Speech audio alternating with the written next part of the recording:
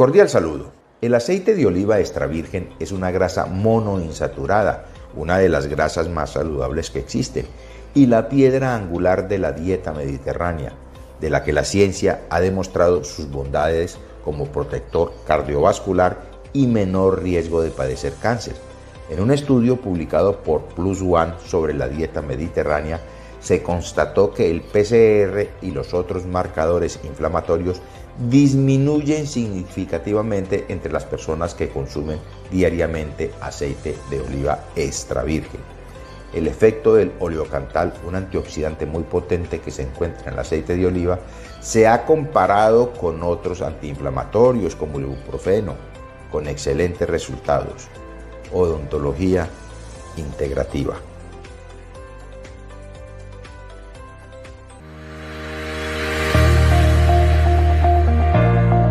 Martes de Salud tiene como objetivo formar y ayudar a cambiar el estilo de vida hacia unos hábitos saludables y tiene como referencia 3 factores diferentes: salud física, salud mental y salud emocional.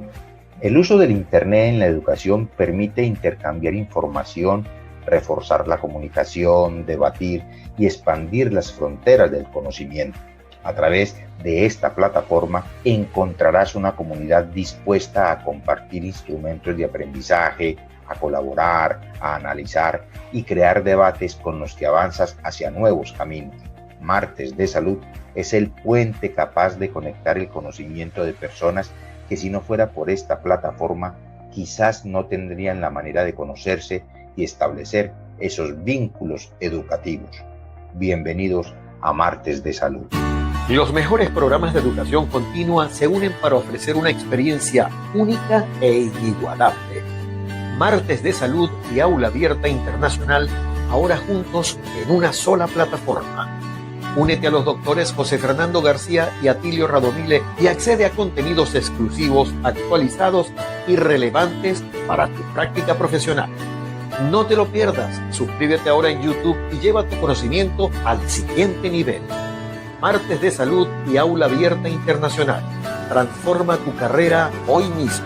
Hola, soy el doctor José Fernando García, presidente de ACOMED, la Asociación Colombiana de Medicina Biológica y Terapias Alternativas. Desde nuestra asociación trabajamos comprometidamente para fortalecer la medicina integrativa en Colombia. Como asociado, tienes acceso a convenios exclusivos y beneficios en productos y servicios que facilitan y enriquecen tu práctica profesional. Además, en ACOMED creemos en la importancia de la educación continua.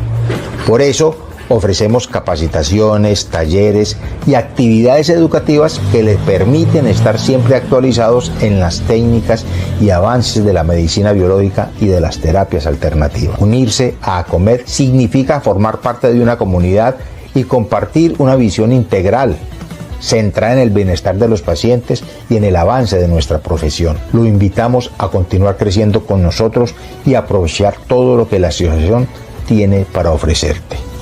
Bienvenido. ¿Sabías que tu salud dental puede afectar tu salud en general? En Bioden te invitamos a descubrir la odontología neurofocal, un enfoque innovador que conecta tu salud dental con tu salud integral. Nuestras consultas están diseñadas para atender tus necesidades específicas, promoviendo tu salud. Agenda tu cita hoy al número que es en pantalla y transforma tu sonrisa.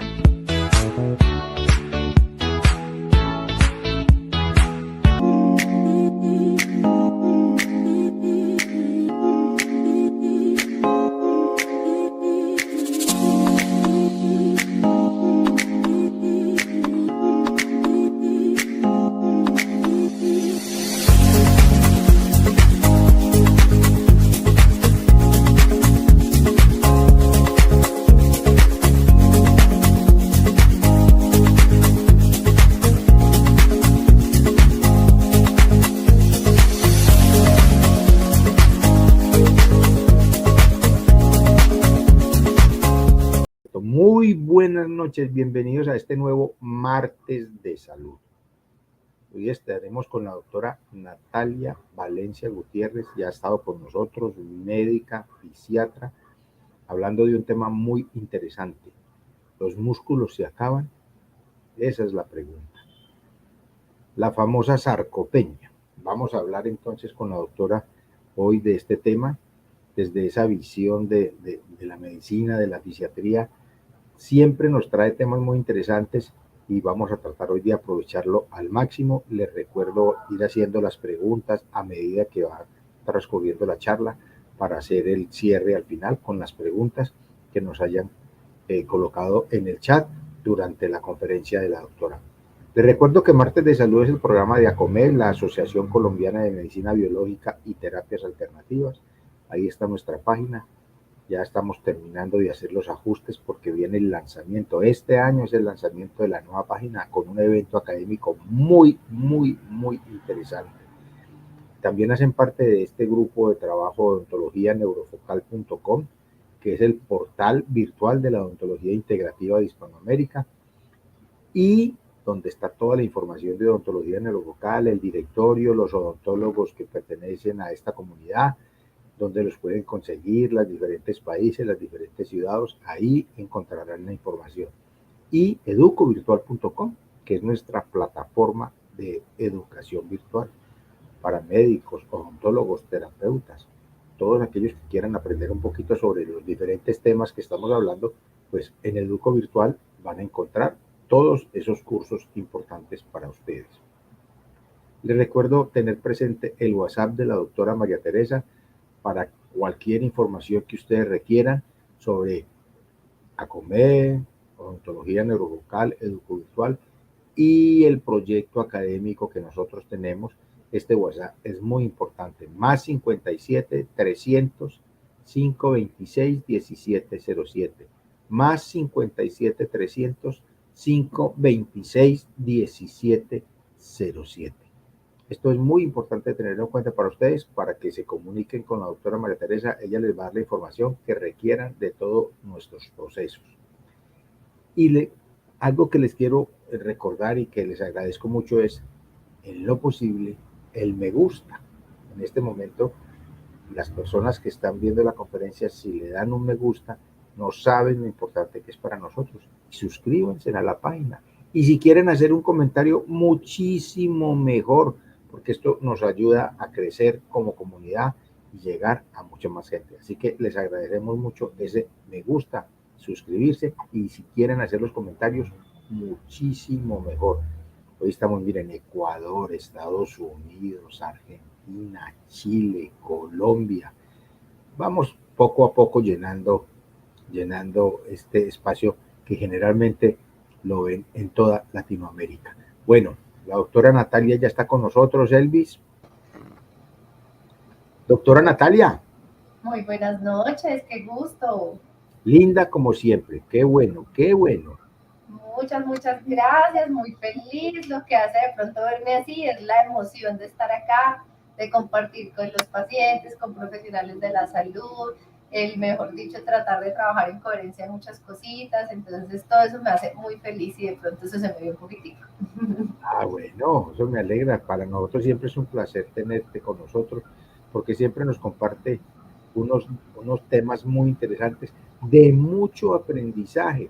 Y el tema de hoy es un tema que veo últimamente. ¿Cómo te parece que nosotros programamos la conferencia del músculo se acaba, de todo este tema, la sarcopenia y todo eso? Y empecé a ver que se está hablando mucho, y como uno en las redes coloca un nombre, ahí mismo empiezan a aparecerle un mundo de cosas. Sí. Pues, o sea que es un tema muy actual. Yo creo que tenemos que aprovechar ese espacio, doctora. Sí, claro que sí, eso es un tema súper actual y súper a conciencia y súper de la medicina funcional. Entonces vamos a hacerlo muy masticable, pero que nos transforme la vida todo el conocimiento que tengamos hoy. Bueno, entonces ya es hora de tu presentación, voy a subirla. Listo. Tu espacio, voy a estar aquí pendiente para las preguntas y comentarios. Listo, Bueno. claro que sí. Bueno, entonces un saludo muy especial para todas las personas que se están conectando en este momento, las personas que va a quedar grabado esta información, esta conferencia, y se van a poder conectar después. Para mí es realmente muy gratificante, como lo decía al inicio, y es que a través, por ejemplo, de la consulta que a veces tengo, les recomiendo a muchos pacientes, a profesionales de la salud, que visiten este tipo de conferencias, porque muchas veces uno como médico se ve muy corto dentro del sistema de salud para ofrecer tanta información tan valiosa en consultas a veces de 20 minutos, de media hora. Entonces, tener este tipo de herramientas donde realmente es información científica, que tiene contenido de investigación, que ustedes, como decía el mismo doctor Fernando ahorita, uno busca a veces en redes sociales o buscan ciertos alcances de internet y me va a salir mucha información que de pronto no toda es cierta, de gente que es aficionado, de coaching, de alimentación, y de pronto muchas veces no estamos teniendo en cuenta también la parte médica, que es realmente un proceso que se ha hecho muy a conciencia y que se ha hecho muy de la mano también de la ciencia, pero como lo hemos intentado hacer también desde la medicina integrativa. Entonces, tener esta posibilidad de tener conferencias que queden grabadas es realmente una herramienta más para ayudar a transformar vidas. Y ahorita que el doctor hablaba que realmente es un tema muy en boom, y digamos hace poquito estuve en mayo, estuve en el Congreso de Nutrición Nacional acá en Colombia, y realmente creería que más o menos el 70% de las conferencias hablaron del músculo y muy especialmente de la sarcopenia. Y sería algo muy curioso, y por eso ahorita lo vamos como a entender un poquito más, porque en este mundo que estamos ahorita donde la gente trata de ser tan fit, entonces hemos visto pues que nos hemos golpeado como a tener una gordofobia, y también como un extremo en fortalecer el músculo, en pensar solo en el músculo y en el músculo y cómo me alimento y cómo hago ejercicio, pero resulta que nos hemos perdido en el centro, en realmente donde deberíamos de tener toda esa información para ser coherentes, para ser asertivos y para tener una vida saludable y en bienestar, que es finalmente lo más importante. ¿Cómo nos vemos? Como lo decíamos al inicio, es simplemente un reflejo de cómo estoy por dentro, de cómo es mi estado de bienestar. Entonces, digamos que en eso fue cuando nos confundimos un poquito y pensamos que cómo nos vemos tiene que ver es con la parte estética, con la parte de ciertas medidas que tomo entonces para verme de esta o aquella forma, en cómo poso para la foto, en cómo me estoy comiendo, en cómo me estoy viendo, en cómo estoy hablando, pero lo que realmente no fuimos conscientes es que lo que me veo es la coherencia, mi estado de salud, la capacidad que tengo de caminar, de desplazarme, de tener claridad mental, de poderme enfocar en muchas cosas, que es realmente lo que es importante, los actos y los hechos a los que lleva mi cuerpo y el movimiento que tiene. Entonces, bueno, ¿se acaba o no se acaba el músculo? Porque entonces la gente dice, no, es que hay un programa, un comercial en televisión que dicen que hay unas vitaminas especiales que porque cuando las mujeres entran en la menopausia empiezan a perder masa muscular. Sí, es real, pero lo vamos a ver y vamos a encontrar también que hay formas de minimizar ese deterioro que puede ocurrir. También vamos a hablar que puede existir niños o personas en edad media que se les acabó el músculo o que no tienen una buena preparación del músculo. ¿Qué es la importancia del músculo en nuestro cuerpo? Entonces todo eso lo vamos a ir desmenuzando. Entonces lo primero es con reconocer de qué está compuesto nuestro cuerpo. Yo quiero que todo lo que hablemos sea como tan claro que al final nos queden conocimientos muy prácticos y muy claros, porque acá tenemos personas que son profesionales de la salud, pero también tenemos personas que están buscando información. Entonces, por eso la idea es que lo que hablemos hoy sea como en palabras un poquito técnicas, pero que luego las podamos como apropiar. Entonces, vamos a hablar de la composición corporal. A todos nos han dicho muchísimas veces que nuestro cuerpo está formado en un 70% por agua. Entonces, hay estudios que son un poquito más escasos y dicen que puede ser entre un 50 y un 65% de nuestro cuerpo está compuesto por agua. Entonces, uno como que a veces no entiende, uno agua, y entonces uno se toca y no se siente como si fuera una bombita llena de agua, sino que es que resulta que esa agua está repartida en todas las células de nuestro cuerpo y nuestros compartimentos. Entonces, así también hablamos que entonces existe un tejido que se llama tejido magro o masa libre de grasa. Entonces acá ya estamos hablando de lo que es componente como tal tejido y lo que es componente grasa. Entonces el 80% de nuestro peso corporal está compuesto por tejido magro o masa libre, entonces de grasa, pero eso puede variar según lo que vamos a ver ahorita, según la edad, según la alimentación, según el género, según muchas condiciones, pero ese es un aproximado.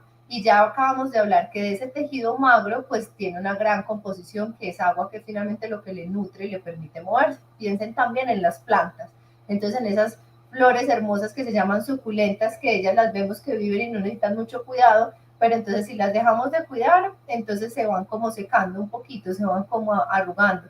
y si nos excedemos en agua se van empezando como a soplar, entonces así pasa en nuestro cuerpo, debe existir un equilibrio perfecto. Entonces, el tejido magro, para que lo entendamos un poquito mejor, son nuestros huesos, nuestros músculos, el tejido nervioso, el cartílago, todo lo que no corresponda a grasa.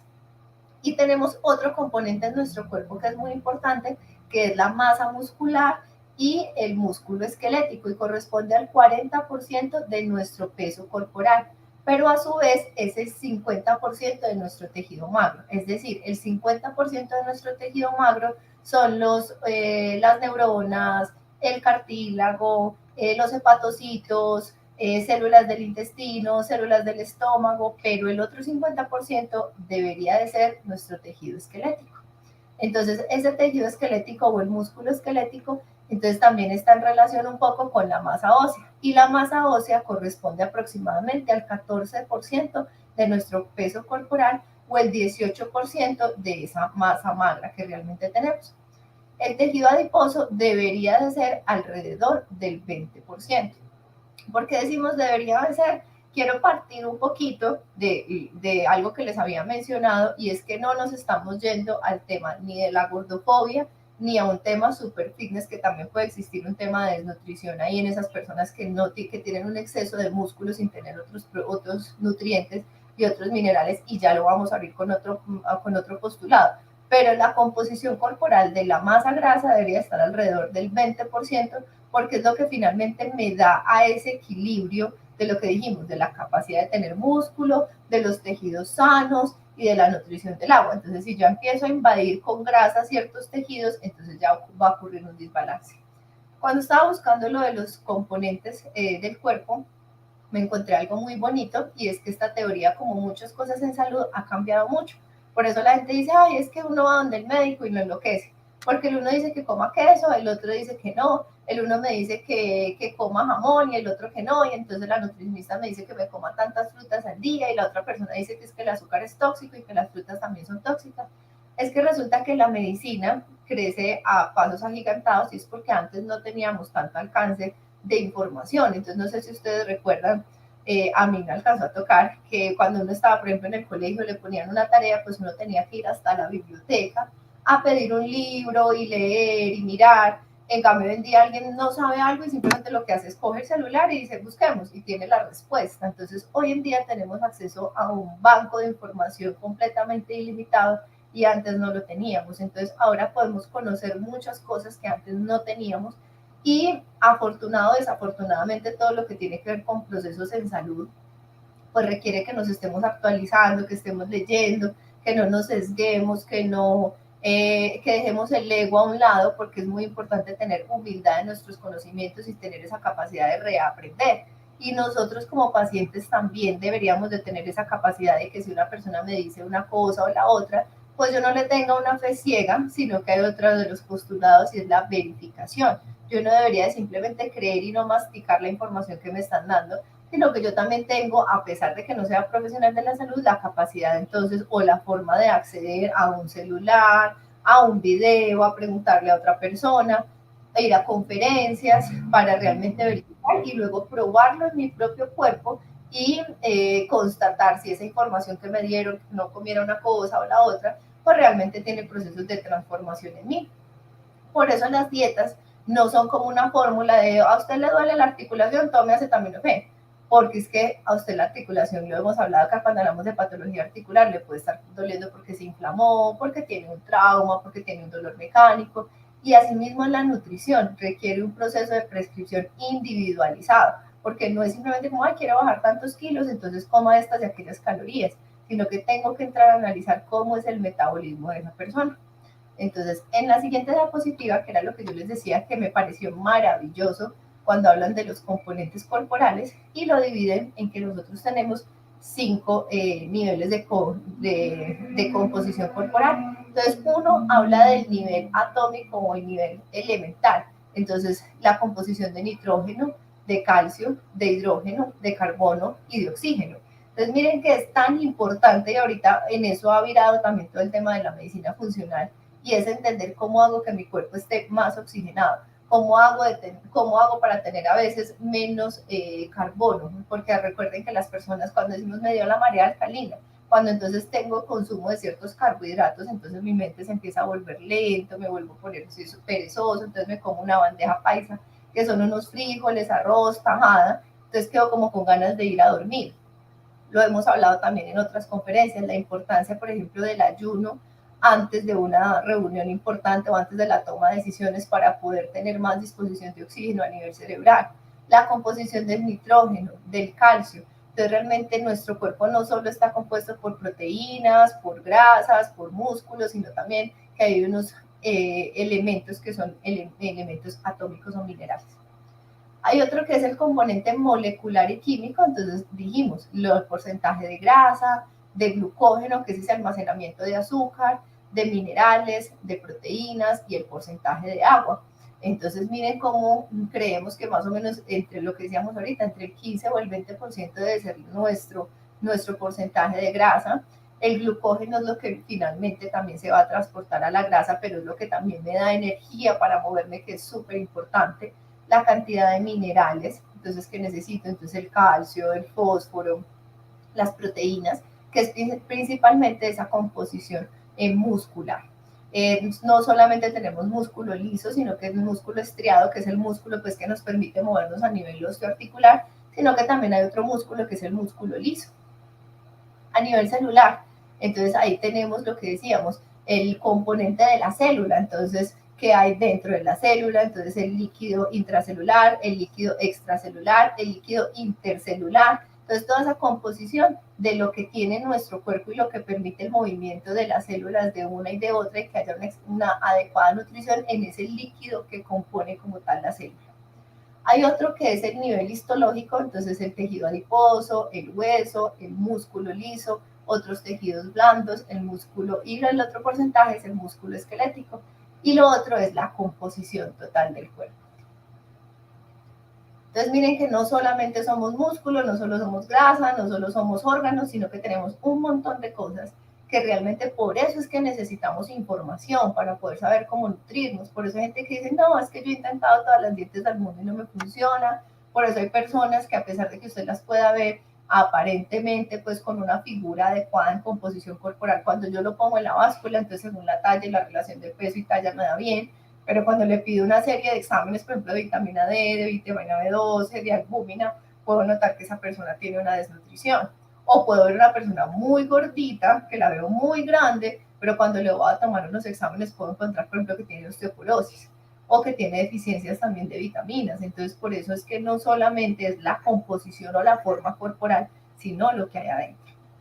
Entonces, uno de los puntos que me parece importante para hablar y es romper la barrera o el mito o la creencia limitante de que somos medibles, ¿cierto? Entonces, hay una compañerita muy linda de nosotros acá en Manizales que trabaja con parte del equipo y ella tiene una especialidad que se llama psiconutrición y es entender mi composición amorosa de mi cuerpo, entender y amarme tal y como soy y porque tengo ciertas necesidades nutricionales. Entonces, porque hay personas que cuando les dicen, bueno, venga, la peso, y realmente sufren de angustia y sufren de depresión con que los pesen y los pongan en una báscula y que eso les va a generar incluso un shock peor después de la consulta.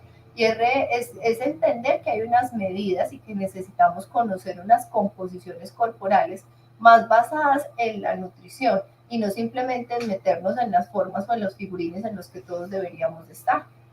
Entonces, respecto a la antropometría, entonces algo que reconocemos pues desde hace muchísimos años es el peso corporal, que lo estábamos hablando, la talla, entonces cuánto mide, cuánto sería el peso ideal. Entonces, digamos, a uno le pregunta, ay, ¿cuánto debería de pesar?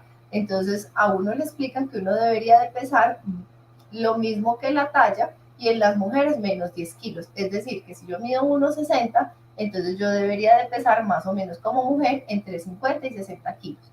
Y en el caso de los hombres, estar alrededor de los 60 kilos. Pero lo hablamos en las diapositivas anteriores, que no está hablando de composición corporal. Es decir, que yo podría tener aumentado mi porcentaje de grasa, aumentado mi porcentaje de agua y bajo mi porcentaje de músculo y de hueso, que es realmente lo más importante, pero cuando me peso me da 60 kilos, entonces uno dice, está bien de peso, ¿no? Es una creencia limitante. El índice de masa corporal ha sido una ayuda antropométrica muy valiosa y nos permitió en algún momento dar una clasificación respecto al peso ideal, a la desnutrición o a las clasificaciones de la obesidad, pero es una información que debemos de ir migrando un poco, aunque sigue siendo una herramienta muy valiosa y de fácil pues como cálculo. El otro es la determinación de la grasa corporal, que ahorita les vamos a volver a hablar. El índice de masa corporal, de pronto para los que lo hayan olvidado, las personas que no lo conocen, es la relación entre el peso y la talla al cuadrado, o 2 veces la talla. Entonces, lo normal es más o menos estar entre 20 y 25 de índice de masa corporal, perdón. Por debajo entonces de los 20, entonces podría estar en riesgo pues de desnutrición o bajo peso, y por encima de 25 es sobrepeso y por encima de 30 es obesidad. Ya en este momento, desafortunadamente también hablamos ya de superobesos, y son personas que pueden tener incluso un índice de masa corporal por encima de 42. Pero recordemos nuevamente la información que acabamos de obtener. Hay que romper un poquito las creencias limitantes y no simplemente valorar el peso, sino poder determinar el paciente está perdiendo o ganando peso, en cuál de sus componentes corporales, y sobre eso pues atacar.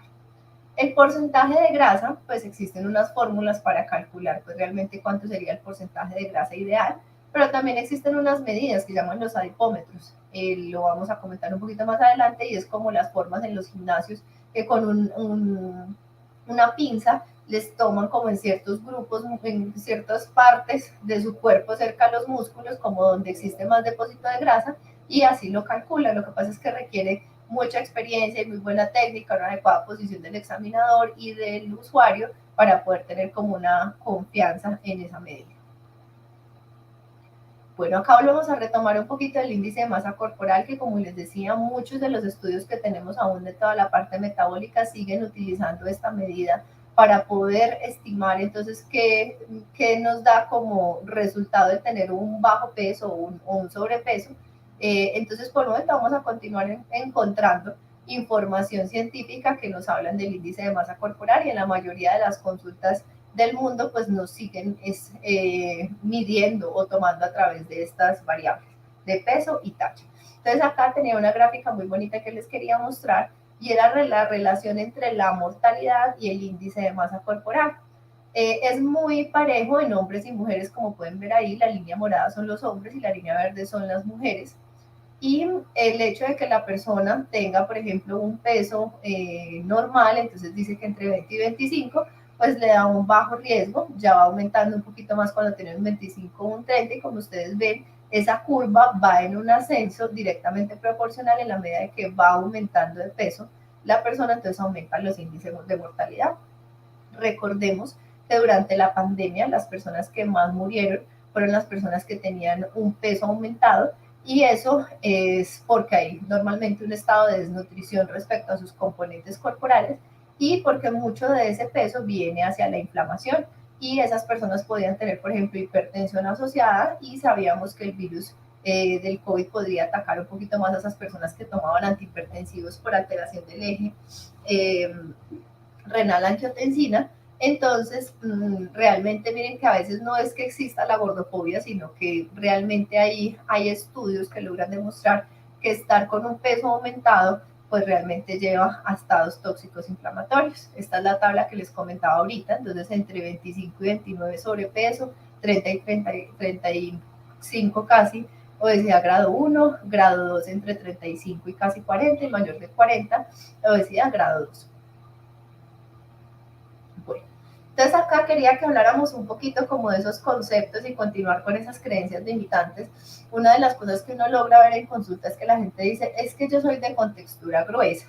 Entonces por eso traté de buscar una imagen que nos mostrara que es que realmente no existen personas de contextura gruesa. Sí existen fenotipos, entonces existe el longilíneo, el brevilíneo, y son personas que pueden tener, por ejemplo, los dedos más larguitos, o que pueden tener el maxilar un poquito más pronunciado. Entonces pueden existir estructuras óseas que tengan como ciertas características muy particulares, pero realmente debajo de la mayoría de ese tejido adiposo, pues se logra ver una estructura ósea mucho menor. Entonces, por eso es que todo me echan la culpa del peso, sí. O sea, inevitablemente, miren, por ejemplo, esta figura esquelética cargando esta gran masa corporal, entonces tiene una sobrecarga, entonces es como si usted pone sobre una polea, sobre una báscula, sobre una madera que está como pegadita de dos puntos y pone en el punto medio un peso excesivo, pues esa madera va a empezar como a perder la forma y va a empezar a ceder porque estamos haciendo una sobrecarga. Lo mismo le ocurre a los músculos, a los tendones,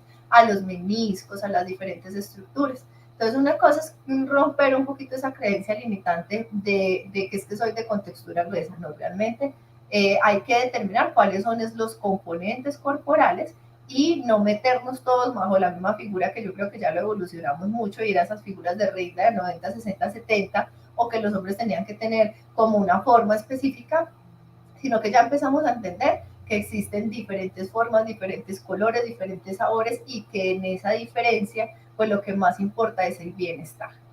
Bueno, luego nos fuimos como a otro lado de todo ese concepto nutricional y fue el tema de las grasas. Entonces, ahorita incluso estábamos hablando un poquito de eso, de todo lo que se ha generado a través de los carbohidratos. Entonces ya existe, primero existía solamente el entendimiento que las comidas rápidas, entonces existían las grasas, pero ya empezamos a entender que habían grasas que también son buenas. Entonces algunas grasas que podían venir de origen entonces vegetal, del coco, de las almendras, de entonces algunos animales que nos podían otorgar unas grasas que no necesariamente eran poliinsaturadas y que por eso tenían más beneficio incluso en nuestro sistema nervioso central. Entonces ahí ya empezamos a romper otras creencias limitantes, y era que antes relacionábamos mucho solamente entonces que las grasas estaban satanizadas, entonces por eso muchas veces no se comía entonces carne de cerdo, o entonces se evitaban como la tocineta o ciertas cosas porque se creía que estaba muy mal. Entonces, otra creencia es que realmente lo que hay que encontrar es los componentes y qué tipo de grasas y qué tipo de cuerpo de condiciones necesita esa alimentación. Entonces acá luego nos vinimos a otra era, entonces ya pasamos a la época de los 80, de los 90, donde teníamos satanizadas completamente las grasas, y ya ahora, en estos últimos quizás 10 o 15 años, entonces ya estamos hablando de un órgano mucho más protagonista, más allá simplemente de nuestras arterias que se taponaban y de nuestro corazón, y entendiendo que un poquito el rey de nuestro cuerpo viene siendo el hígado. ¿Y por qué el rey? Pues porque uno dice, ay, bueno, no, es que lo que me hace moverme es mi corazón, porque si no late, entonces no tengo vida. U otros dicen, no, es que es el cerebro, porque el cerebro es el que me dice a dónde voy. Pero es que resulta que para que ese corazoncito esté bien, ese corazoncito pueda latir, tenga energía, pues necesita de que el hígado la produzca. Y que esas neuronas también puedan pensar, moverse, no descontrolarse como ocurre en la epilepsia, en el autismo, en unas condiciones autoinmunes, pues es que exista una adecuada nutrición y una adecuada oxigenación de nuestro cuerpo a través de ese gran filtro que es nuestro hígado. El hígado tiene mucho que ver ahorita cuando hablamos de la composición corporal, y es en ese almacenamiento del azúcar que consumimos, porque mucho de lo que consumimos, queramos o no, pues va a tener azúcar. Entonces, ¿a qué me refiero? Entonces, las frutas, algunos carbohidratos, entonces el arroz, la papa, los lácteos, algunas legumbres, entonces el frijol, a pesar de que consideramos que tiene un porcentaje de proteína, pero entonces muchos de los alimentos a los que tenemos acceso hoy en día pues tienen un contenido de carbohidrato y nos producen energía, y es completamente necesario. Incluso en estos días hablábamos que si los niños necesitaban carbohidratos, sí, definitivamente. Entonces, a pesar de que ahorita nos hemos ido a las dietas keto, que son donde se fortalecen mucho más las grasas, es entender que mi primer llamado para producir energía, movimiento, y mi primer como salvavidas son los carbohidratos. Mi segundo salvavidas son los lípidos. Y mi tercer salvavidas son las proteínas. Es decir, que si yo me monto en una bicicleta y yo quiero ir a 40 kilómetros, pues lo que primero me estoy gastando en los primeros 5 kilómetros es la energía que tengo disponible. ¿Y cuál es la energía que tengo disponible? Pues la que consumí en los carbohidratos. Cuando ya empiezo entonces en la bicicleta a ir un poquito más lejos, entonces ya llevo los 10 kilómetros, entonces ahí ya me estoy gastando un poquito de las grasas. Por eso, como vamos a ver ahorita, cuando hacemos prescripción del ejercicio, hablamos que los ejercicios prolongados son los que llevan a que realmente yo pueda quemar la grasa basal. Entonces, las personas que pretendan perder peso porque quieran perder la grasa, pues tienen que llevar a su cuerpo a un estado de ayuno o a un estado de cetosis, se llama eso, donde yo misma me estoy comiendo mi propia grasita, mi tejido adiposo. Cuando ya no tengo más, entonces ahí ya me empiezo a comer el músculo, que es lo que no debe ocurrir y de lo que vamos a hablar ahorita. Entonces, por eso yo tengo que tener forma de tener ese músculo alimentado, que es lo que vemos en estados ya muy caquéticos, o en los caquéticos quiere decir desnutrición o desnutrición severa, que es lo que ocurre en las personas con anorexia. Estas personas, no sé si ustedes de pronto han escuchado, que mueren por problemas cardíacos, porque el corazón es un órgano que está compuesto por músculo. Entonces esas personitas, como no tienen ya de dónde adquirir energía, entonces empiezan a comer el músculo y entre eso su corazón. Y por eso producen también una falla renal, porque el riñón empieza a tener que filtrar más proteína de la que debería de filtrar. Y eso, por eso hay personas que ya llegan a estados tan extremos que ya no les ve uno nada de masa muscular porque hacen demasiado ejercicio o no tiene una adecuada alimentación compuesta de proteínas, entonces realmente ya ahí no hay sustrato para poder alimentar el músculo de base. Entonces miren que ahora ya tenemos un rey que en este momento creemos que es el que más tenemos que favorecer y es nuestro hígado, a través de dietas que sean depurativas, que sean altas en fibra, que le permitan metabolizar, que le permitan fluir mucho mejor y que le den una adecuada administración de energía, de glucosa, pero que la pueda degradar para que no la almacene y la vuelva grasa. Entonces, bueno, acá están los dos caminos, que son nuestras grasas y nuestros carbohidratos. Bueno, entonces acá quería que habláramos un poquito. Bueno, acá están saludando muchas personitas, entonces saludaron de Cali, de Ecuador, de Málaga, bueno, de Chile.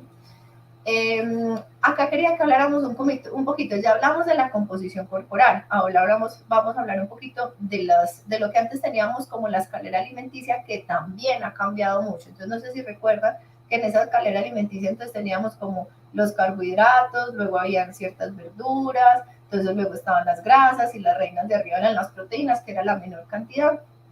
Realmente hemos empezado a entender que mucho de lo que creíamos frutas o verduras, pues no solamente son frutas y verduras, sino que pueden tener un alto contenido no solo de fibra, sino también de carbohidrato, que pueden tener un alto contenido entonces asimismo de azúcar. Entonces hablemos por ejemplo de la remolacha, de la zanahoria, que siguen siendo verduras y no estoy diciendo que no las podamos consumir, sino que debo de saber cómo las mezclo, cómo las suministro, en qué horarios, la importancia también de las proteínas y entender también el estado de compasión. Es por eso les decía ahorita que no nos podemos meter todos en el mismo figurín, en la misma forma, porque hay personas que definitivamente decidieron por una convicción de, como les decía, desde la compasión, que no quieren comer proteína animal. Entonces yo a esa persona también la tengo que acompañar y le tengo que dar una asesoría nutricional, o en el caso mío como médica fisiatra, respecto al movimiento, según su salud articular, su salud ósea. Entonces también lo tengo que tener en consideración y no lo tengo que obligar a comer proteínas animales,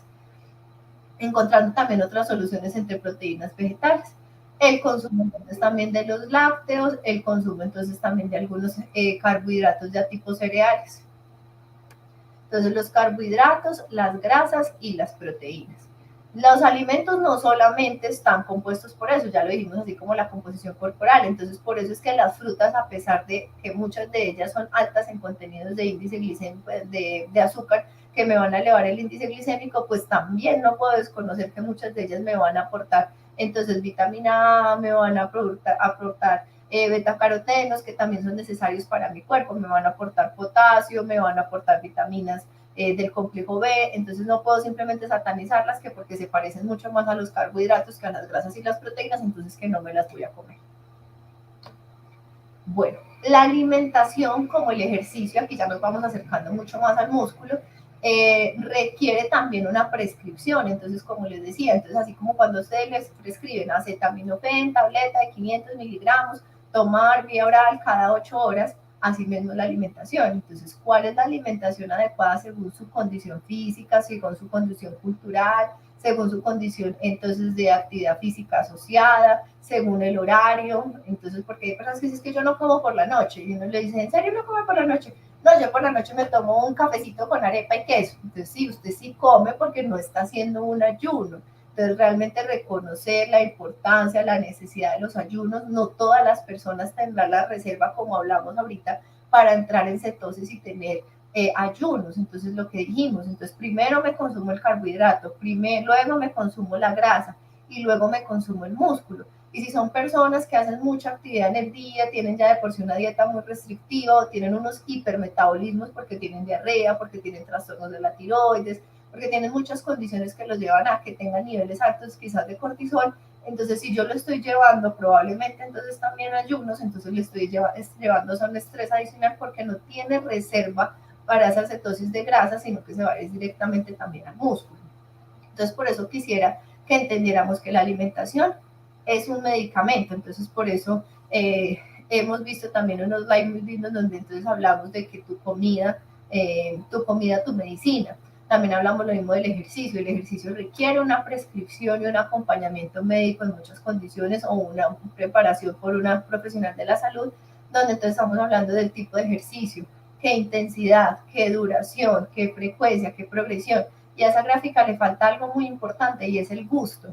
¿Qué quiere hacer esa persona? ¿Qué tiene posibilidades de hacer? Yo no le puedo decir a alguien, ay no, es que usted sufre de artrosis de rodilla, entonces su mejor ejercicio va a ser nadar, pero resulta que la persona pues no tiene opciones pues como para ir a una piscina o no sabe nadar o incluso no tiene ni siquiera los recursos económicos para comprarse un vestido de baño. Entonces yo tengo que entender cuáles son las posibilidades de la persona y el gusto de la persona para poder hacer una prescripción del ejercicio. No haga yoga y resulta que la persona tiene una creencia religiosa que le impide ese tipo de prácticas, entonces deportivas, porque es que yoga es más una actividad deportiva más que una actividad de tipo espiritual o religioso, pero hay que entender que a esa persona de pronto no se va a sentir cómoda con eso. Entonces esto es muy importante respecto al ejercicio. ¿Por qué estamos hablando de alimentación? Porque a veces hablamos de alimentación, composición corporal, la nutrición que requiere mi cuerpo, pero también la actividad física que es inevitable. Entonces la actividad física que hago en mi trabajo, en mi colegio, en mis diferentes actividades en la casa, pero ¿cómo hago que exista un balance adecuado para un envejecimiento exitoso? Entonces, conociendo mi cuerpo y que alguien me ayude a conocerlo también, pues de forma tan profunda, que de esa forma yo logre realmente tener algo muy consciente y perduradero en el manejo de mi salud. Entonces, ¿por qué es tan importante el músculo? Ahora sí llegamos entonces al músculo, al rey de esta conferencia.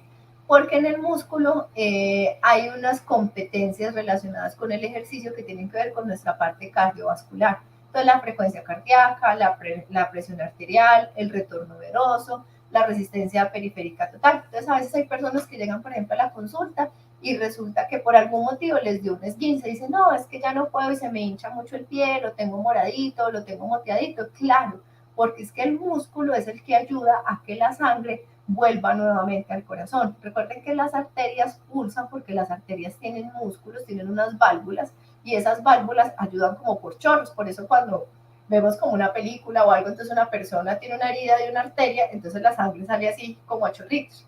Pero si la persona se lesionó una vena, entonces la sangre es como un manantial permanente, no a chorritos. Entonces, lo que ayuda a que la sangre regrese a nuestro corazón para ser oxigenada son los músculos. Por eso entonces les recomendamos, suban las piernitas por la noche, intenten hacer ejercicios de subir y de bajar la planta de los pies para volver a través de esos músculos que llaman los gastrocnemios, mejorar esa insuficiencia venosa, por así decirlo. La frecuencia cardíaca, entonces la frecuencia cardíaca cuando estoy haciendo actividad física, como ese músculo cardíaco, entonces se va a aumentar para llevar más oxígeno a mi cuerpo para poder responder a esa actividad física que se está demandando, o cuando hago actividad física de forma reiterativa, ese músculo se va haciendo cada vez más eficiente y se produce un poquito de hipertrofia y por eso la frecuencia cardíaca también puede ir disminuyendo como le ocurre a los deportistas que tienen relación con el músculo. El sistema nervioso, entonces a través también de nuestros músculos hay una información que llega a nuestro sistema nervioso y es la mejoría de la propiocepción. Y es esa capacidad que yo tengo de ir caminando y me encuentro una piedrita y mi cerebro automáticamente hace como el ajuste para yo no caerme y sigo caminando. Pero si mis músculos están perezosos, si estoy con desacondicionamiento físico, lo que va a pasar es que me voy a caer porque se me hace un esguince en el tobillo. Hay una respuesta también nerviosa que es periférica, entonces uno ve que los nervios responden de mejor forma cuando son personas deportistas, porque esos músculos le están llevando mejor oxigenación y mayor activación. Recuerde que nuestro sistema nervioso requiere de la repetición. Entonces, por eso nos hacemos maestros en muchas cosas y es a través de la repetición de las tareas. Entonces, cuando las personas van a terapia, les dicen, otra vez lo mismo, O cuando uno está en el colegio, entonces le van a explicar algo y uno dice, otra vez vamos a ver lo mismo. Uno va a una conferencia, por ejemplo, uno como profesional de la salud, y uno dice, otra vez van a explicar en qué consiste el músculo. Entonces, claro, porque es que muchas veces yo necesito repetir y repetir y repetir para generar un hábito, para generar un engrama cerebral, para generar una información cada vez más fuerte. Lo que les decíamos al inicio de la información, verifique la información que se le está dando, y cuando usted la ha verificado tantas veces y la obtiene en tantas partes, cada vez la enriquece mucho más. Entonces es como si un jardín que usted lo abonara todo el tiempo, sí, con el mismo abono, sí, pero resulta que ese abono cada vez está haciendo que esa flor crezca muchísimo más y está dando unos productos diferentes.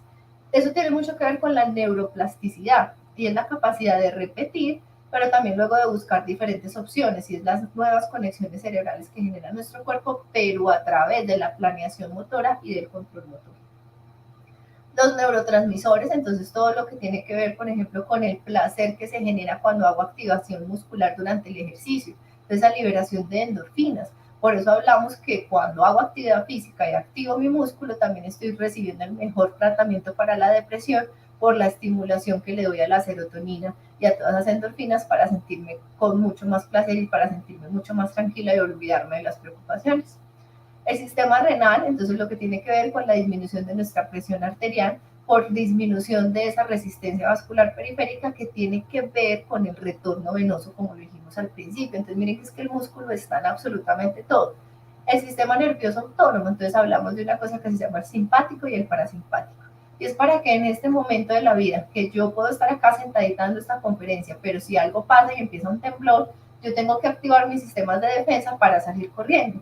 Pero que si yo ahorita me voy a acostar a dormir, entonces se va a activar un sistema que me va a calmar. Y esa coordinación del sistema simpático y parasimpático tienen una íntima relación con nuestra parte osteomuscular y el músculo más importante de nuestro cuerpo, que es el corazón, perdón, porque ese nos va a ayudar a mejorar una cosa que se llama la variabilidad cardíaca y esa sincronía entre ese sistema autónomo.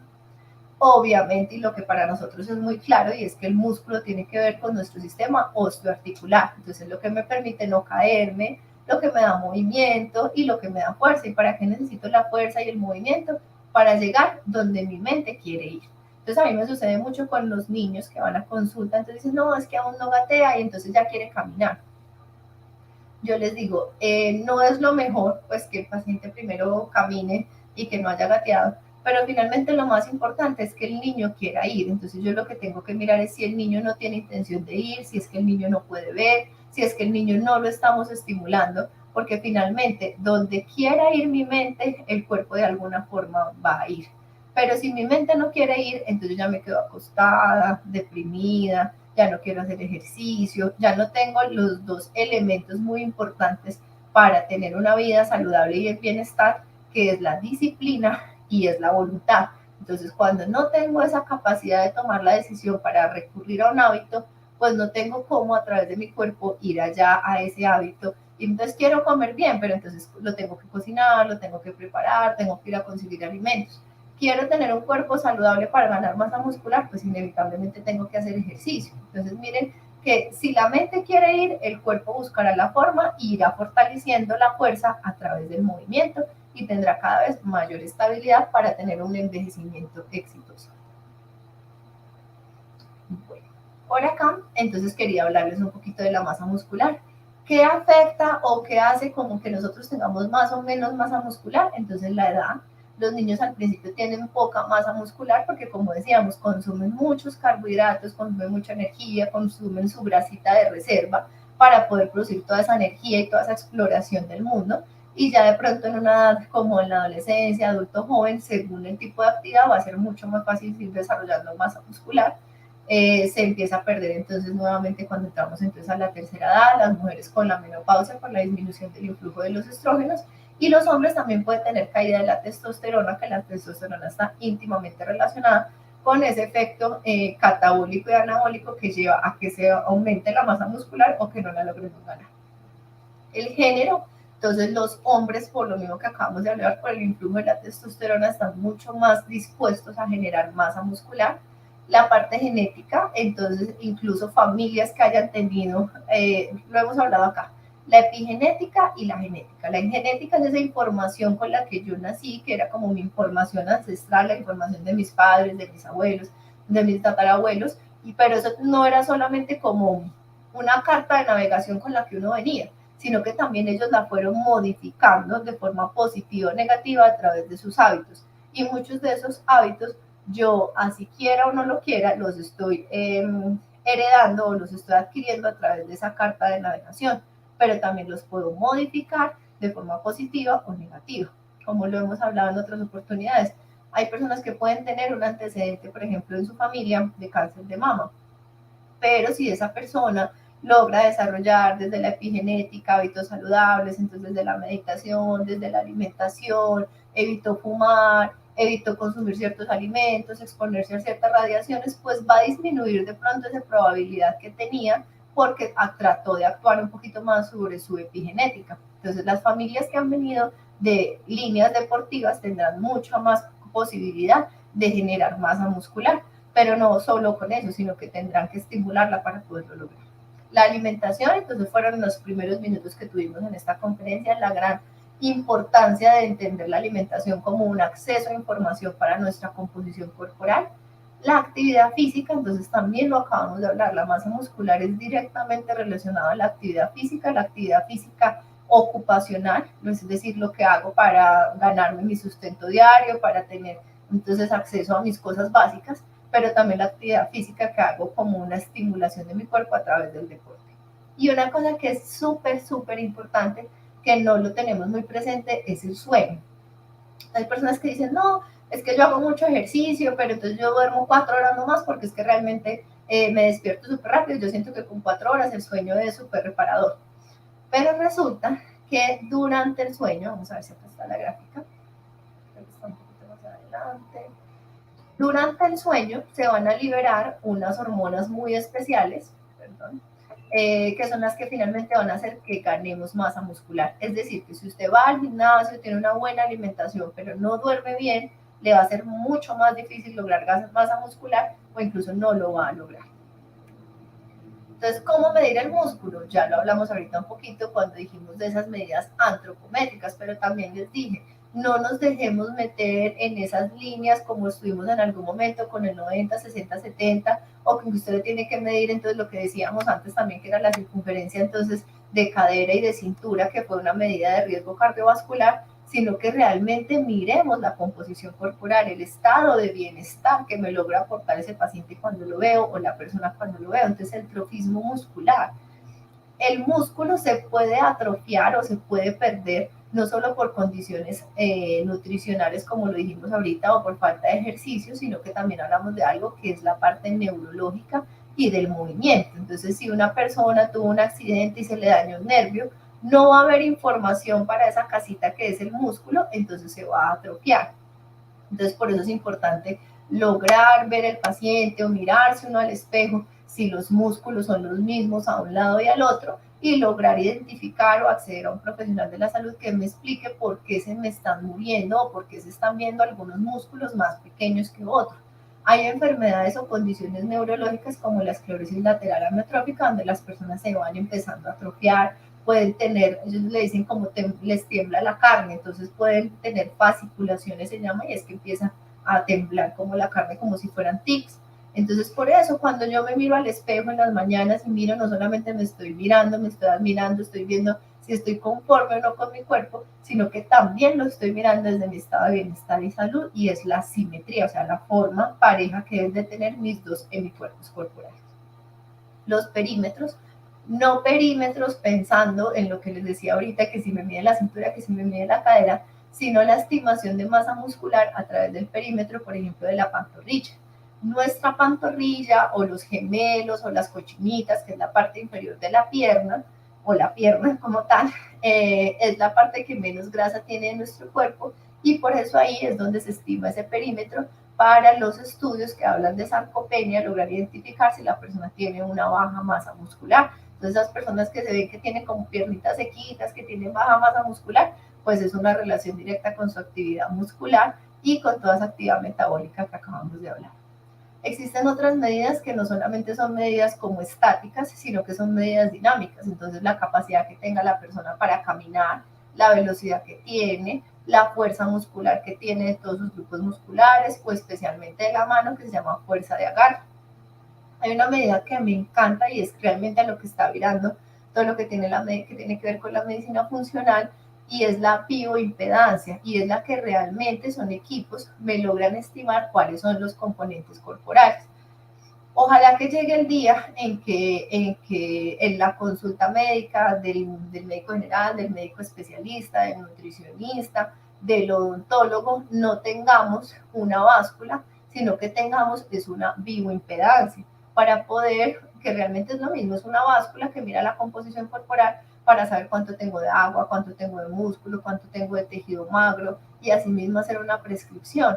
Porque hasta incluso del odontólogo, porque lo hemos hablado desde la odontología neurofocal, entonces toda esa capacidad de entender la composición corporal, entonces esa alimentación que se logra ver también de ese bienestar del diente, del color del diente, del acabado del diente, de la fragilidad del diente, de la articulación temporomandibular, del bruxismo, de la baja masa muscular en la cara. Entonces lograr relacionar si solo me está ocurriendo en el cráneo o si me está ocurriendo en todo el cuerpo. Entonces realmente es la medida perfecta para estimar la cantidad de músculo que tiene nuestro cuerpo.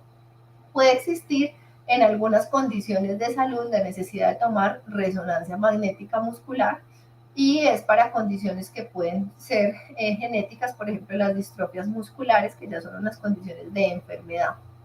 La absormetría dual de energía de rayos X, entonces también es otra forma, y la antropometría, que fueron las que hablamos también ahorita como al inicio de la conferencia, y hablando específicamente de los perímetros, como les decía ahorita, la circunferencia de la pantorrilla o la circunferencia de la media del brazo. Para tomar esas medidas existen también unas técnicas, entonces no es solo coger el metro y medirme, sino que lo que hago es estimar desde el olecrano, que es acá el codo, irme 20 centímetros hacia arriba y tomar la medida en ambos bracitos.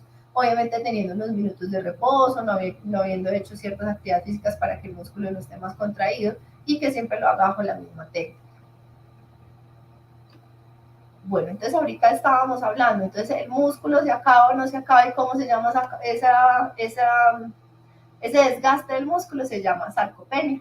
Entonces tenemos la hipertrofia muscular, que son esos músculos que se ven muy grandes, de pronto como de los fisicoculturistas, incluso hay enfermedades neurológicas, como les decía ahorita, que es la distrofia muscular, donde se pueden ver hipertrofias musculares. Entonces los pacienticos, por ejemplo los niños, los ve uno con músculos como de fisicoculturista, y son niños de 4 o 5 añitos. Y es porque ese músculo se llena de grasa, que no es normal, y por eso se ve más grandecito. Entonces miren en sus casas, ustedes mismos, a sus hijos, miren el aspecto de los músculos, y ante alguna situación que vean un músculo más grande o más pequeño, consulten, porque no es algo normal. Hay como una premisa en medicina que habla de órgano que no se usa, se atrofia. Y eso aplica para absolutamente todo. Si usted no usa su cerebro, pues usted cada vez se va a sentir más lento, se va a sentir entonces que le dicen una cuenta simple, él mismo saca el celular, entonces 2 por 2, entonces ya le toca sacar el celular, la calculadora, porque no lo logra hacer. O entonces, por ejemplo, le dicen para tomar una medida de un lugar a otro, no, usted no tiene que sacar el metro porque no lo logra hacer. O le dan un número telefónico y se le olvida inmediatamente. Si no usamos nuestro cerebro, se atrofia, y existe la atrofia cerebral cuando hay personas mayores, después de los 60 años, que les toman resonancias cerebrales, van a ver una atrofia de esas circunvoluciones que tiene normalmente nuestro cerebro. Lo mismo pasa con los músculos. No sé si recuerdan cuando éramos niños, algún amiguito o algo nos tocó que los enyesaban, incluso eso se utilizó luego para adelgazar. Entonces enyesaban el bracito, y cuando le quitaban el yeso, entonces el brazo estaba peludo, oscuro, y además entonces todo sequito. Entonces decía, se secó por el yeso, porque no por el yeso, por el calor del yeso, sino por la inmovilidad. Entonces cuando no nos movemos, el músculo se atrofia o se hipotrofia, entonces se llega a volver mucho más pequeño. Como lo decíamos ahorita, entonces las hormonas de la testosterona y la hormona del crecimiento, e incluso se puede afectar por los niveles de cortisol, van a hacer que no tengamos un buen desarrollo muscular. Entonces, si el músculo se puede acabar, sí se puede acabar porque estamos envejeciendo, no, porque no nos estamos equilibrando bien y hay cosas que se nos están deteriorando, entonces la tiroides, los estrógenos, porque estoy de pronto trabajando demasiado y no estoy dando a mi pausa, mi cuerpo las pausas adecuadas para nivelar los niveles de cortisol, o le estoy dando mucho café, o les estoy dando bebidas energizantes, entonces eso está favoreciendo que yo me esté consumiendo. Entonces la gente dice, ay no, qué pesar, ese señor le dio cáncer y se está consumiendo. Sí, porque el cáncer es una enfermedad hipermetabólica. Entonces, como es una enfermedad que se lo está comiendo a uno literal, por eso se come el músculo. O entonces el estrés también se come el músculo, la depresión se come el músculo. Entonces hay enfermedades o condiciones de salud que me pueden llevar a un desequilibrio y a que yo me vea de una edad mucho mayor a la que tengo porque me estoy consumiendo a través de la oxidación.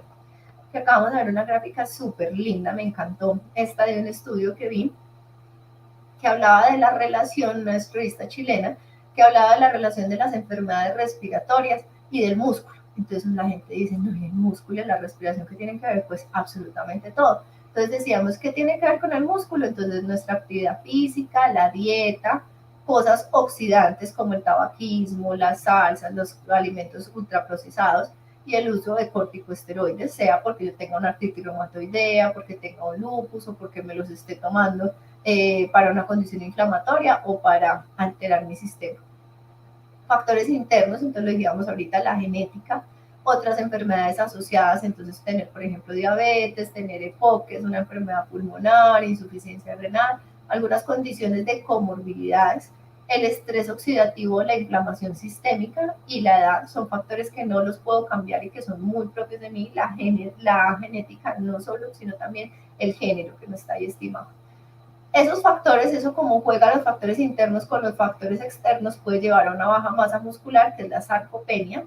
Eso me lleva a tener menos fuerza y menos rendimiento físico, entonces se vuelve un círculo vicioso. Entonces tengo menos masa muscular, tengo menos fuerza, me muevo menos, y como me muevo menos, me atrofio más, entonces el músculo está más pequeñito, cada vez me asfixio más con trayectos pequeños, entonces me muevo menos y ahí ya me la paso, porque me metí en ese círculo vicioso de la toxicidad, del desacondicionamiento físico. Las consecuencias entonces de la sarcopenia, entonces hay un aumento del estímulo catabólico y van a actuar unos químicos que son no adecuados propios de nuestro cuerpo, que son algunos aumentos de las interleuquinas. El estímulo anabólico, entonces va a haber una disminución de las unidades motoras, va a haber una disminución del número y de la fuerza de las fibras musculares, va a existir mucho menor influjo entonces hormonal porque volvemos a ese círculo, entonces menor hormona de crecimiento, menor testosterona, menores estrógenos, disminuye la masa muscular, disminuye la fuerza, me llamo sarcopenia y esa sarcopenia me lleva a disminución de la actividad, a una debilidad y me va a llevar a otro círculo que es peor, que es la discapacidad, la dependencia y aumento de la morbimortalidad. Es decir, cada vez me limito más, me hago más dependiente para la asistencia de las personas que viven conmigo y además me van a salir muchas más enfermedades y va a aumentar o va a disminuir mi edad de vida, mi expectativa de vida, porque voy a estar con más condiciones que me pueden llevar a una muerte temprana. La sarcopenia y la enfermedad pulmonar, entonces el que yo les decía me pareció muy bonito porque nos habla de disminución de la actividad física, la caquexia, que era lo que yo les decía ahorita, como ese estado de desnutrición severa donde el músculo se ha acabado, aumento del estrés oxidativo, entonces la persona se ve acabada, manciada, más arrugada, con un color de piel tampoco saludable. Hay una disfunción mitocondrial, entonces esa disfunción mitocondrial es la alteración que tengo para producir mi energía, aumento de la inflamación, así como en la obesidad, también en estados de disminución de la masa muscular o de sarcopenia, también hay inflamación sistémica y todos los disturbios metabólicos. Entonces, bueno, creo que ahí viajamos por todo nuestro cuerpo, logramos identificar entonces la importancia entonces, de una adecuada alimentación, de la meditación, de una adecuada programación en la actividad física, de un adecuado dormir para mantener nuestro músculo y entender que el músculo sí se acaba, pero no estamos condenados a acabar el músculo. Estamos condenados si me compré todas las boletas, para ganarme esas rifas, si hice cosas incoherentes, si de pronto no tuve la disciplina y la voluntad para ayudar a transformar mi vida a través de esa epigenética y toda esa información que podía llevar a que mi cuerpo no se oxidara. Entonces, bueno, unos minuticos ya después de esta charla, que tuvimos por acá hablan buenas noches. Sarcopenia, que tiene que ver con la genética, entonces era lo que les decía. Tiene que ver con esa predisposición que tengo a través de la información de mis padres o de mis líneas, de formar o no formar músculo, y cómo a través de la epigenética, que lo hablamos en algún momento, por ejemplo, las personas que logran meditar, logramos que nuestros cromosomas se mantengan más íntegros que los de las otras personas que no lo hacen. Las personas que tienen actividad física tienen más medidas antioxidantes, que eso hace que no se degenere su sistema también genético, ni su sistema osteomuscular, ni óseo, para que tengan una mejor adaptación a la ganancia de años, no necesariamente al envejecimiento. Por acá habla alguien del uso y el abuso del Botox. Estamos hablando específicamente de la cara. Entonces el Botox, que es realmente la toxina botulínica, es un medicamento que lo que hace es bloquear el músculo. Entonces, se utilizó inicialmente en la estética porque lo que hacía era como que no se produjeran líneas de expresión, pero luego se encontró que tenía otros efectos sobre estados inflamatorios y un montón de cosas. Pero hablando específicamente del uso reiterativo del Botox, lo que se puede generar es una cosa que se llama una hipomimia, y es que como el músculo está conectado con nuestro sistema nervioso central, si yo me aplico Botox y Botox todo el tiempo para que no se me arrugue acá la frente, él va teniendo memoria, entonces cada vez ya no me la tengo que poner cada 3 o 4 meses, que es lo que dura el medicamento, sino que el músculo va aprendiendo y ya me toca ponérmelo una vez al año o cada 6 mesecitos, porque el músculo va aprendiendo eso. Pero también me puede pasar que llegue un momento en que el músculo ya no se contraiga porque generó esa desconexión entre la fibra muscular y las terminaciones nerviosas que llegan también al engranaje del sistema nervioso central de nuestro cerebro. Entonces, por eso es muy importante no abusar y mirar en qué condiciones. En odontología se utiliza también en el tema del bruxismo, pero es que si yo el bruxismo no lo manejo desde la ansiedad y desde otras técnicas de modulación del tono muscular, pues esa persona también se va a volver, digamos que adicta a la toxina botulínica. Entonces, por eso siempre hablamos del manejo integral del ser humano.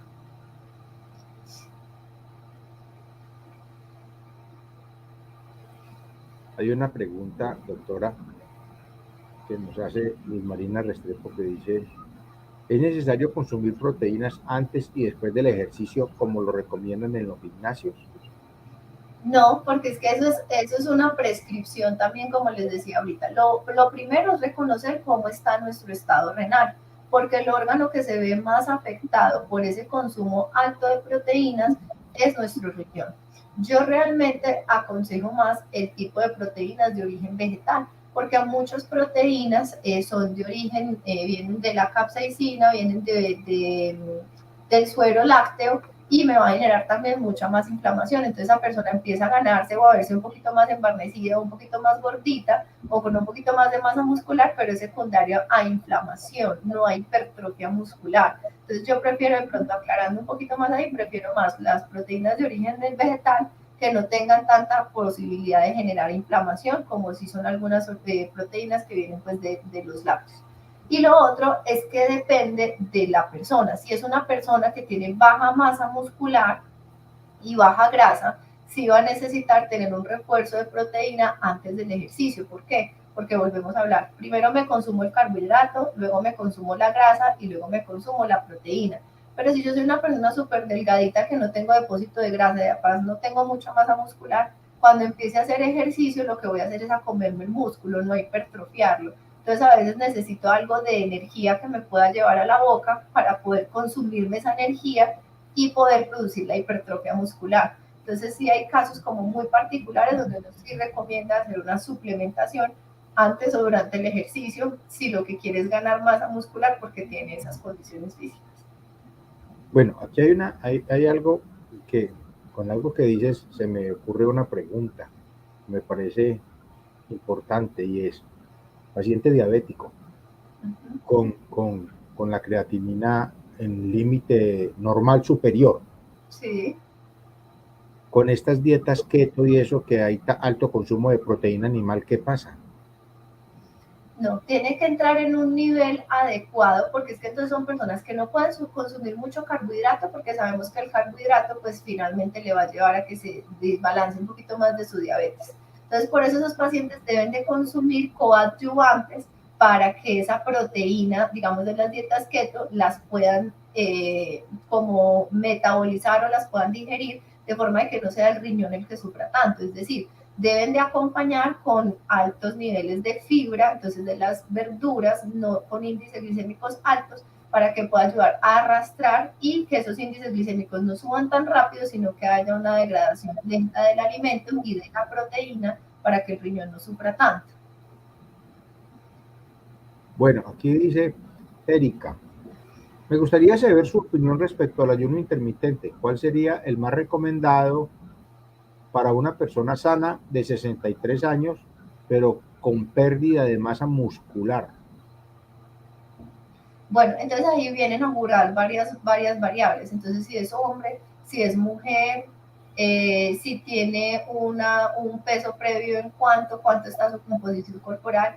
A los 63 años uno ya empieza a ser un poquito más frágil o un poquito más en el límite de ciertas condiciones. Entonces, por ejemplo, en ese tipo de personas en el mundo, pues como me está hablando de pronto como de un hombre que pueda ayudar pues como a soportar un poquito más el ayuno y que de pronto tenga ciertas reservas de grasa, sería mejor que ese ayuno se hiciera en el día y no en la noche, porque en la noche podría generar hipoglicemias y no darse cuenta debido a la edad. Entonces esa persona sería idealmente que hiciera el ayuno en el día para poder monitorizar ciertos síntomas que presente y saber si es el momento ideal. Pero digamos, el ayuno es lo mismo, requiere una prescripción, requiere una condición de conocer la actividad física, del género, de la distribución de grasa. No es lo mismo tener mayor grasa en las caderas que en el abdomen para hacer ciertos tipos de ayunos o qué comorbilidades tienen. Entonces sí requiere una prescripción, pero yo diría que después de los 60 años yo prefiero supervisar a una persona con ayuno en el día y no en la noche. Perfecto. El ayuno intermitente, nos dice Erika nuevamente, ayuda a bajar los niveles de insulina. Sí, porque es que ahí lo que estamos haciendo era lo que decíamos ahorita, y es que estamos llevando a una cetosis. Entonces, cuando yo dejo de comer, entonces lo que estoy haciendo es comerme mis reservas. Cuando me como mis reservas, entonces yo le estoy diciendo al cuerpo como, hey, ¿dónde hay azúcar? ¿Dónde hay azúcar? Y si no tengo reserva, entonces le digo al hígado, deme azúcar porque necesito para poderme mover, deme energía. Entonces él tiene unos bolsillitos allá guardados que se llama el glucógeno.